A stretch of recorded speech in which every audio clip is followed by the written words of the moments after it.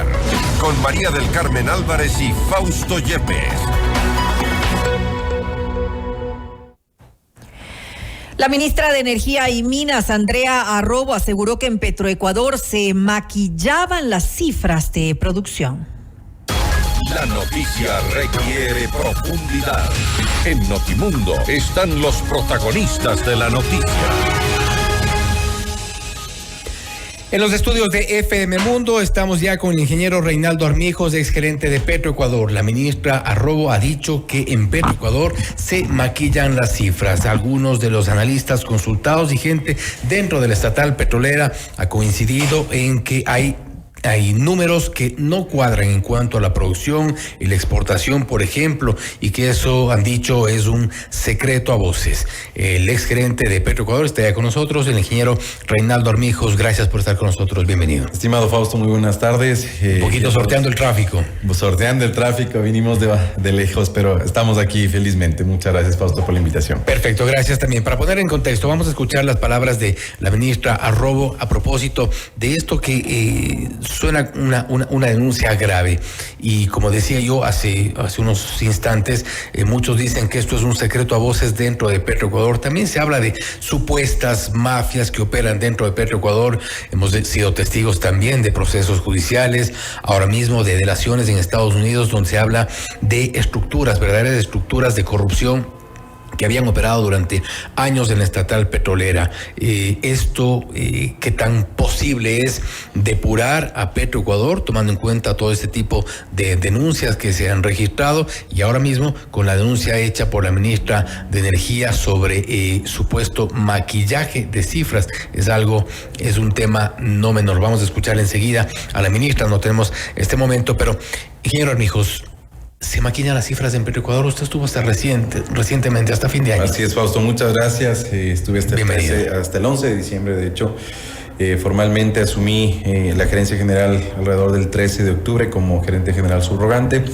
Y bueno, sobre eso yo me permito indicar que lo que es la parte de producción y cómo se hace el manejo como tal de la información no es solo una persona o no es solo una unidad dentro de Petroecuador, sino que todo lo que es las cifras que están de producción se generan a partir desde todo lo que son los campos, los bloques. Hay el gerente de activos, hay los supervisores como tal, hay los jefes de producción, y desde ahí se va construyendo los números específicamente y recabando conforme los conteos en el tema de producción y transferencia a tanquería. Entonces, en este caso, adicionalmente a eso, una vez que se recopila toda esta información, es importante entender este proceso, va hacia una parte de programación específicamente en la gerencia de exploración y producción. Posteriormente a eso hay una jefatura de programación de todo Petroecuador que te mide desde la parte de producción, aparte del tema de lo que son combustibles, etcétera. De ahí, una vez que emite Petroecuador estas cifras se van hacia el ministerio, y adicionalmente aquí hay algo muy importante y quiero ser enfático en esto. Esas cifras son auditadas y son validadas por la Agencia de Regulación y Control, ¿sí? Que es obviamente un ente que está bajo el Ministerio de Energía y Minas. ¿Desmiente de alguna forma lo que dijo la ministra? Más allá de desmentir, creo que hay que entender muchísimo el proceso.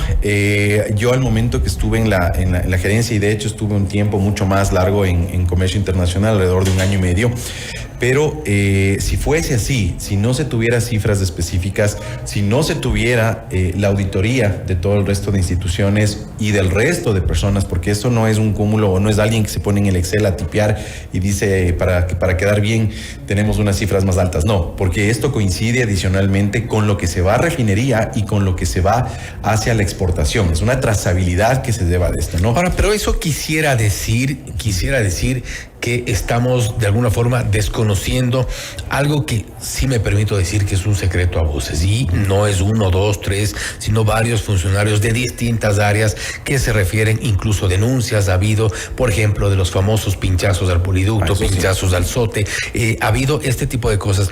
Si en efecto hay pinchazos, eso sí se ha registrado, eso sí está, eso es un hecho, no deberían cuadrar las cifras. Claro, de hecho, Fausto, inclusive... ¿Cómo es que cuadran las cifras? Pasan las auditorías, pasa la Agencia de Regulación y Control, y los pinchazos en algún lado se está yendo. Perfecto, Fausto. Hay un tema importante aquí. Estamos hablando de dos sistemas de transferencia y de transporte específicamente de productos. Primero tenemos el crudo Napo, el crudo Oriente, y tenemos todo lo que son los productos limpios que se llaman, ¿no? Esos se trasladan por el poliducto. El poliducto es el que sufre normalmente pinchazos. Así es. Muy rara vez sufre el SOTE o el sistema de oleoductos transecuatoriano. Sí, o que no tiene mucho sentido. Entonces, tampoco. Muchas veces puede ser únicamente por dañar. Claro, exactamente. Entonces, yo sí soy enfático en esto. Las personas que manejan todo ese círculo de información, de hecho, saben que tienen una responsabilidad muy fuerte, tanto hablando jurídicamente, civil, penal, etcétera. O sea, todas esas cifras pueden ser validadas. Yo quisiera exhortar a las autoridades, y pues tal vez la ministra por desconocimiento o porque alguien le dio la información incorrecta, o tal vez para alguien brillar, yo creo que desmerecemos muchísimo el trabajo de la gente que está manejando ese tema, y más allá, la gente que está en exploración y producción, ¿no? Que depende muchísimo la riqueza del país, y ahí sí yo les hago un llamado, y me encantaría que puedan demostrar eso, inclusive ante entes como la Asamblea Nacional, que vean y digan cuánto ha sido lo que se ha maquillado, cuánto ha sido, ¿por qué? Porque cualquier gerencia o cualquier administrador que está al frente de Petroecuador, creo que cuál es la responsabilidad, es el validar todo este tipo de información. Pero yo le explico el proceso. Entonces es muy complicado cuando tú tienes una cadena que es muy grande de información, se puede tergiversar. Lo que sí quiero ser un poco explícito en esto es que normalmente a partir de una administración que hubo a inicios del 2022 se decidió incluir dentro de la producción al gas asociado. Normalmente cuando se hace extracción de crudo, el crudo no sale solo, sale con agua, sale con arenas, y adicionalmente tenemos el gas asociado. Ese gas asociado está más o menos en un promedio de producción de 8.500 barriles, ya eso convertido a barriles como tal. El problema es que Ecuador no los usa, ¿ya? Pero es un producto que viene a partir del crudo, y normalmente, como digo, por ejemplo, en el caso, cuando yo salí de la Gerencia General de Petroecuador, dejamos la producción en 412.000 barriles, de los cuales alrededor de... Que fue uno de los picos para entonces. Sí, y fueron alrededor de 403.000 a 404.000 solo de crudo, y el resto era de gas asociado. Entonces, eso quería, y es importante que la gente... Quizá en eso, sugiere usted que está la equivocación eventualmente de la ministra. Puede ser, y yo me encantaría pensar en eso como tal, porque yo creo que Porque las administraciones anteriores entonces podrían o deberían sentirse aludidas con estas declaraciones. Claro, no, más allá de todo, es sumamente grave. O sea, es más grave que decir si yo hago o pongo una cifra incorrecta en un estado financiero. O sea, es así o más grave inclusive. ¿Por qué? Porque yo estaría... toda la trazabilidad financiera se hace a partir de lo que se tiene de stock de producción, cuánto se vende, cuánto se procesa en la refinería, cuánto se perdió por algún derrame, por cualquier cosa. Entonces, todo eso es un sistema de trazabilidad. Y recordemos algo, no matizando los problemas de corrupción que ha tenido Petroecuador y que lo hemos visto, pero dentro del proceso de la cadena de valor, Petroecuador es muy normado, ¿ya?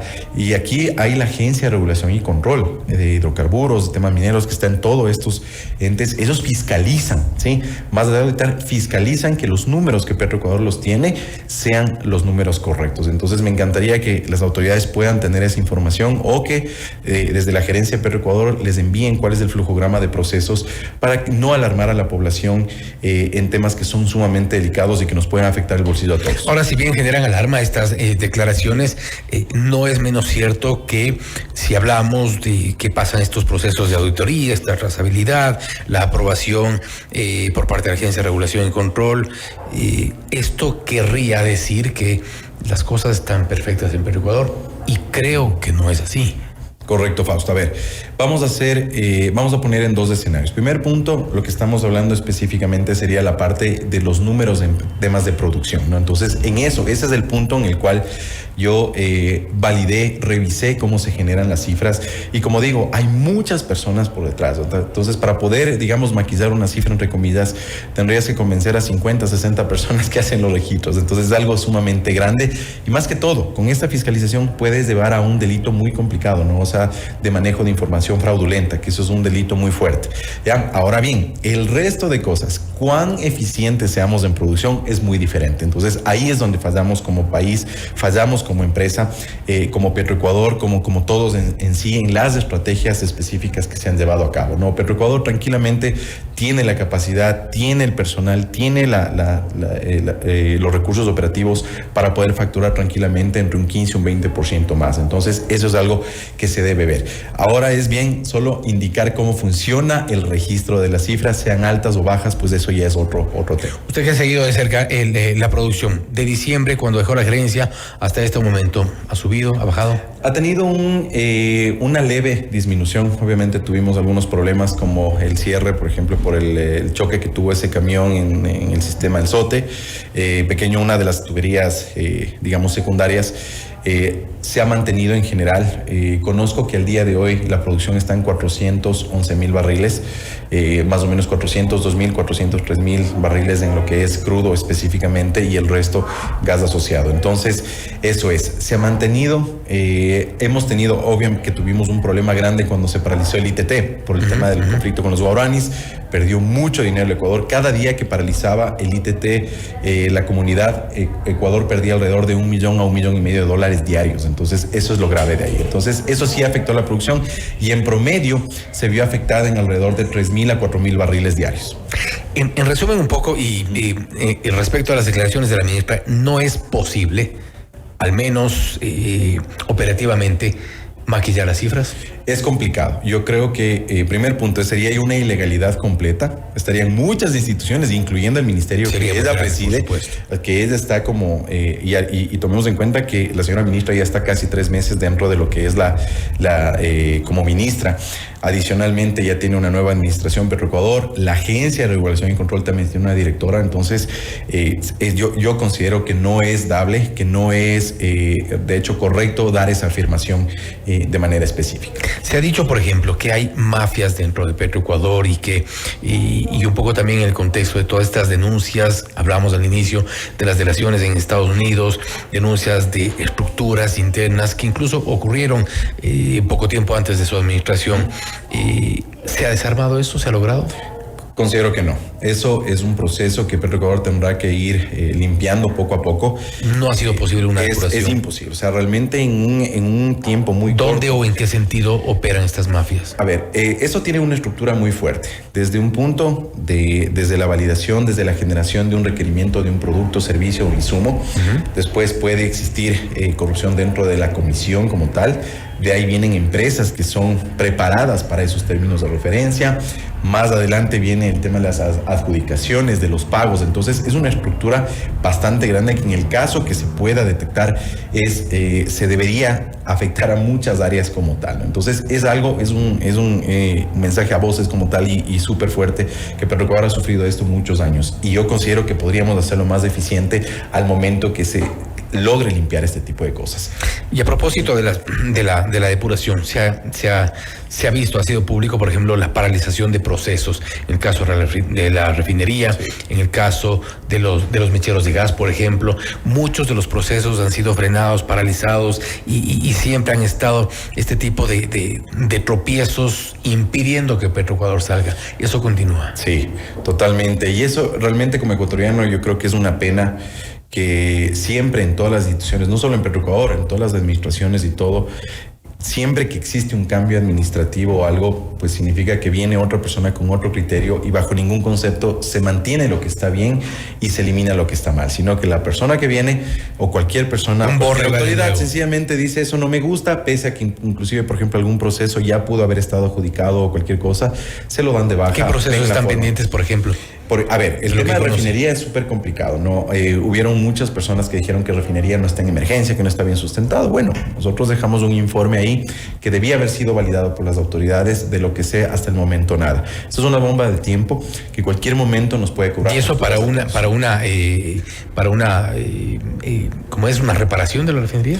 Más que todo, existen áreas específicas de la refinería que están con problemas muy fuertes, porque por falta de mantenimiento, falta de repuestos, falta de atención, y segundo, los procesos de adquisición de repuestos o de adquisición del servicio se han caído todo el tiempo. Ya, por ejemplo, tema compra de químicos, el tema del manejo de lo que es de residuos, temas ambientales. Pero se caen también porque hay importadores beneficiados. No, más allá de eso, Fausto, sí puedo decir que un conocimiento de causa aquí que es más a partir de, por ejemplo, cualquier tipo de falla. O sea, los procesos con el CERCOP son sumamente complicados.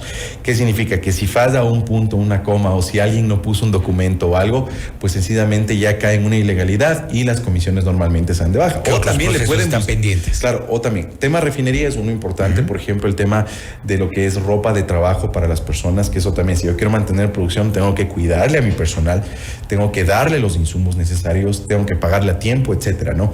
Ese es otro punto que también está demorado. Otra de las cosas que está demorado también Petroecuador es la adquisición de todo lo que son repuestos para la gerencia de transporte. La gerencia de transporte es la que se encarga de bombear todo el producto para que pueda ser vendido o pueda ser procesado en cualquiera de las 3 refinerías. Entonces, si tenemos problemas con eso, tomemos en cuenta que Dios no quiera, se paraliza el SOTE o se paraliza el poliducto en algún momento, Ecuador no tiene tanquería necesaria para poder tener inventariado en stock de producto, y eso afectaría directamente hacia el bombeo y a la extracción y a la producción directamente. Entonces, esos son los otros procesos complicados.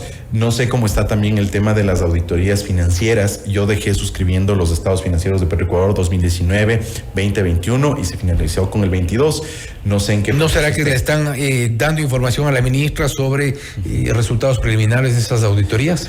Sabe que realmente no, porque no hay ni, de lo que sé, no está ni contratado todavía. Se debía haber contratado esas auditorías ya en diciembre.